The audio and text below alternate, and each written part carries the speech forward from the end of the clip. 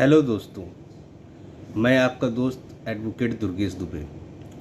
दोस्तों, आज जिस बारे में चर्चा करने जा रहे हैं वो एक बहुत ही संवेदनशील मुद्दा है। जैसे कि आप लोग जानते ही हैं कि एक संस्था है जो जिनके द्वारा आप ये समझ लीजिए जिसके द्वारा हमारे देश में जो गवर्नमेंट डॉक्टर्स हैं, जो बड़े बड़े संस्थान में और उसमें जो डॉक्टर्स नियुक्त होते हैं, वो एक संस्था उसका एग्ज़ाम कराती है। इस समय अपने देश में इसका विवाद बहुत तेज़ी से चल रहा है। उस परीक्षा को, जैसे कि हम लोग सभी लोग जानते हैं, नीट, सभी के घर में किसी न किसी ने इसकी परीक्षा ज़रूर, एग्ज़ाम ज़रूर दिया होगा और कुछ ना कुछ इसके बारे में अच्छे से जानते होंगे। दोस्तों, ये मेडिकल लाइन का एक तरह से ये मान लीजिए सबसे बड़ा एग्ज़ाम होता है। बहुत सारे बच्चे बहुत दिनों से इसका इंतज़ार करते रहते हैं। दोस्तों, पिछले कुछ दिनों में आपने जैसे कि देखा, जो संस्था है जो ये परीक्षा कराती है, तो उस पर बहुत सारे विवाद उठे। पहले तो मैं बता दूं, पहले तो विवाद ये उठा कि जब रिज़ल्ट नहीं आया था उससे पहले ये विवाद उठा कि इसका पेपर कहीं ना कहीं कुछ संस्थानों में जहाँ पे एग्ज़ामिनेशन हुआ है वहाँ लीक हुआ है। फिर उसके बाद सुप्रीम कोर्ट में मतलब इसमें केस दायर किया गया और उसमें आज क्या बोलते हैं, जजमेंट आया है। दोस्तों, उसके जजमेंट के बारे में बात करेंगे।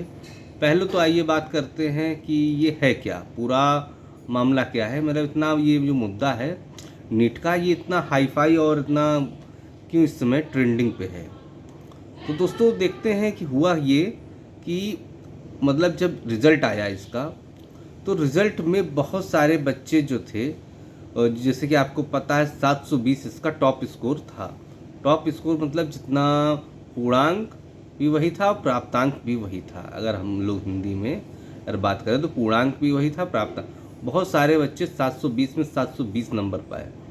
देखिए, कोई बड़ी बात नहीं थी, पहले भी लोग पाए, पर होता ये था जैसे मान ली इतना बड़ी परीक्षा है, उसमें एक दो या ज़्यादा से ज़्यादा 4-5 लोग टॉप करते हैं, पर इसमें बहुत ज़्यादा संख्या में लोगों ने टॉप कर गए, जो कि 720 में 720 नंबर लगभग आप ये समझ लीजिए 50 की संख्या में पाए।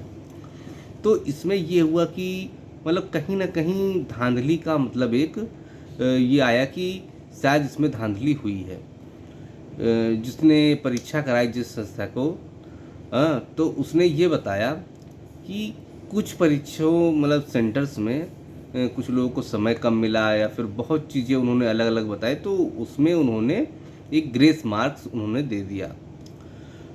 तो इसमें ये हुआ कि अब ग्रेस मार्क उन्होंने किस फार्मूले से दिया। जैसे हम आप ये मान लीजिए कंपटीशन जो लोग देते हैं कॉम्पिटिटिव एग्ज़ाम, तो एक नॉर्मलाइजेशन होता है, बिल्कुल आप उसको भी एक तरह से ग्रेस मार्क से आप लोग मतलब रिलेट कर सकते हैं। तो सेम वही प्रोसेस उसमें भी लगभग होता है।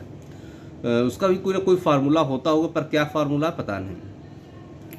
तो उसमें क्या हुआ, बहुत सारे बच्चे थे जिनका हद से ज़्यादा नंबर बढ़ गए, और जिन्होंने मेहनत करा हुआ था, जो मेहनत करके वहाँ एक जो एक क्राइटेरिया होता है जिसमें सबको ये होता है कि हमको एम्स दिल्ली और जो और भी MBBS के उच्च संस्थान हैं वहाँ पे एडमिशन मिल जाएगा, पर वो लोग मतलब उससे वंचित रह गए। तो ये सीधी सीधी बात ये है कि कुल मिला के बात कहीं ना कहीं जो है वो ग्रेस मार्क्स की है, और इसी के बीच में ये मामला फंसा हुआ। तो अब इसी को जैसे धांधली का भी नाम दिया जा रहा है कि यहाँ पे धांधली हुई। अब क्या हुआ ये तो नहीं बता सकते, पर जो संस्था है वो ये कह रही कि हमने ग्रेस मार्क दिया तभी इतने सारे बच्चों के ऐसे आ। पर एक चीज़ है, तो संस्था को ये सोचना चाहिए कि अगर हम ग्रेस मार्क्स दे रहे हैं तो इतने ज़्यादा ग्रेस मार्क्स हम ना दे दें कि जो और बच्चा है जिसको ग्रेस मार्क्स नहीं मिला तो इतना पीछे ना हो जाए। क्योंकि आपको मालूम है जो सीटें होती हैं इसकी एक लिमिटेड होती हैं, ऐसा तो है नहीं कि सभी का एडमिशन हो जाएगा। तो एक जो सीटें लिमिटेड होती वो एक तरह से प्रॉब्लम कर गया, पहली बात। तो दूसरी बात करते हैं आज जो सुप्रीम कोर्ट का जो ऑर्डर आया है उसके बारे में। दोस्तों, ये ऑर्डर मैं पहले तो मैं बता दूं कि ये ऑर्डर रिजल्ट आने के पहले का जो केस था उस पर आया है। तो इसमें ये बताया गया है माननीय न्यायाधीश जो थे सुप्रीम कोर्ट के, उन्होंने ये बताया है कि देखिए जो वकील थे, मतलब जो स्टूडेंट्स के वकील थे, उन्होंने ये अपने उसमें ये लिखा था कि जो काउंसलिंग है, जब तक ये केस नहीं फाइनल हो जा रहा है तब तक आप ये जो काउंसलिंग है इसको रोक दीजिए। तो देखिए, एक तरह से उन्होंने ये कहा कि हम इसको रोक तो नहीं सकते हैं, पर हाँ, ये एक छोटा सा एक जवाब उनसे, जो संस्था है उनसे ज़रूर मांगा है कि मतलब एक तरह से ये मान लीजिए उन्होंने ये समझा है कहीं ना कहीं कुछ ना कुछ गड़बड़ी हुई है। मेन बात है, ये मुद्दा इसमें ये था कि उन्होंने अपने उसमें ये लिखा था कि सेंटर्स में, देखिए तब तक रिजल्ट तो आया नहीं था, तो किसी को पता तो था नहीं कि कितने लोग 720 नंबर आए हैं। तो आप ये समझ लीजिए, ये जो मतलब केस था वो इस पे था कि मतलब पेपर आउट हुआ है, मतलब कई जगह पेपर लीक हुआ है, तो उस पे ये था। तो उस पे माननीय उच्चतम न्यायालय ने, उन्होंने ये कहा है कि मतलब हम जो काउंसलिंग है उसको नहीं रोक सकते, पर हाँ, एक उन्होंने सॉल्ट मतलब चाहे जवाबदेही कह लीजिए, चाहे कुछ भी कह लीजिए, जो संस्था है जो ये परीक्षा कराती है नीट की, उनसे उन्होंने ज़रूर मांगा है। तो आप इस बात को समझ लीजिए। जो अब उसके बाद देखिए, रिजल्ट जब आया तो उसके बाद भी बहुत सारे बच्चे, मतलब कुछ लोग हाई कोर्ट भी गए हैं, कुछ लोग सुप्रीम कोर्ट भी गए हैं।